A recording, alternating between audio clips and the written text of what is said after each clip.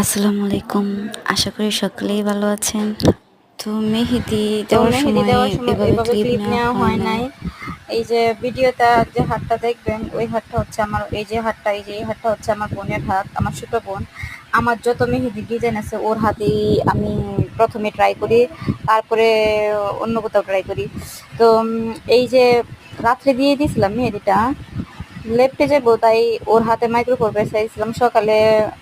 ভালোই কালার আসছে। ওটা ছিল ইয়ার মেহেদি, কাবেরী মেহেদি। ইন্ডিয়ান একটা মেহেদি আছে কাবেরী, ওই মেহেদিটা ছিল। তো ভালোই কালার আসছে কাবেরী মেহেদি থেকে।